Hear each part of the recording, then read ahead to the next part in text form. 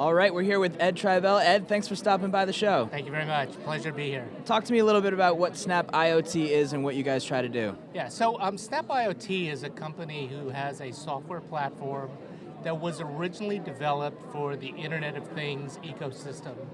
And really our founder, a gentleman named Isaac Entemenen, was VP of Engineering at Qualcomm. So he comes from the technology wireless space. And his vision when he created the company about 5 years ago was really driven by watching what was going on in this space. And people were developing smart refrigerators, smart thermostats, everything now has intelligence to it. And Isaac's real challenge to the industry was if all these smart devices use semiconductor chips and they communicate over Wi-Fi or LTE or Bluetooth, and they're connecting to mobile phones, and there's only 3 platforms, Apple, iOS, Android, and web browsing. And all that data today is going into the cloud, and the cloud providers are saying, bring your data to me and telling you exactly how to do that. Then all these connections are well understood, either by industry standards or they're told. Right. So the challenge was, why does the whole world hire teams of software coders to write code, when it should be as easy as snapping together connectors? And that's the concept behind SnapIoT, is we developed a software platform that allows you to seamlessly connect any smart device to any mobile device and to any cloud. Yep.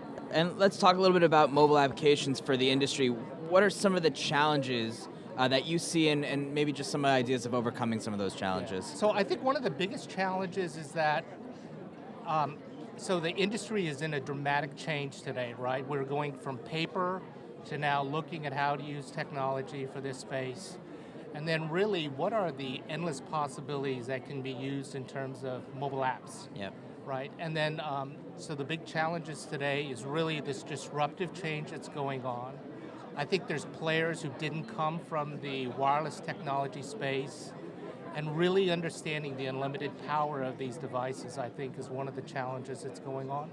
And also, I think, figuring out what can people do in the regulatory environment that has been fairly restrictive, and really pushing the envelope in terms of the empowerment that this can bring into this space. Yeah. And one of the things that I find most interesting is I'll say to people, you will sit there on your mobile phone, and your whole life is on your mobile phone on a personal basis. But when it comes to you using that same power within a clinical trial space, it's the, I don't think we can do that. Right. So I think that's one of the biggest challenges. That's a good one. And obviously, with your technology and your platform, you see a lot of advantages to virtual studies, virtual trials, remote studies. What are some of those advantages, and why do you think that they're important to continue to see more of? Right. So the big driver, of course, is cost, right? Yep. But I honestly believe that we will never see 100% virtual trial deployment. Sure. Right. And in some third world countries, the big cost drivers are how to reduce the cost of launching clinical trials. There's a big push into third world countries to reduce the cost of running clinical trials. But a lot of these places, they have no internet or they have no mobile cellular data. Right. So, the big driver has always been cost. And I believe the other thing is that realistically, in a lot of these clinical trials, you don't want to be carrying multiple devices, right, that may replicate the exact function, but it's basically dumbed down through provisioning to only meet a certain need. So in some cases, they forget to bring their mobile device for the clinical trial. Some of the data is lost. So the integration of all this into one platform in a virtual environment is huge. Yep. But there are fundamental limitations. I'm going to push you on that a little bit more for our final question here, because it's important. We've had a lot of conversation still, and it's a little bit of a continuous topic in our industry. BYOD versus the provision device. Seems like you're more on the BYOD side. Is that fair to say, and why? So the actual platform was developed to address a universal application. So we will do provision, we will do BYOD, we'll do virtual trials, we'll do site-based trials. So the platform really can do it all. We are ideal for the BYOD environment because of a lot of the features and functions that are inherent within our device. So yesterday there was a lot of discussion about People are using Apple because it's a tightly controlled environment. There's a lot of flexibility and variance in Android devices. So we, for example, we auto-scale on any device. So it's one of the key features that we bring that all of a sudden changes the paradigm in terms of limitation with Android, right? Yep. So 50%, more than 50% of the phone population today is Android. It's not Apple. Yep. So, and also in the some of the underserved markets, in the prepaid phones and things like that, they're also Android. They're not iPhones. Right. So all of a sudden, using our platform and launching into BYOD, we can do any device. So I think that's a big advantage that we bring.